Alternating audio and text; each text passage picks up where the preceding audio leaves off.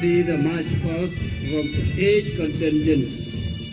Now you will see the march past from each contingent.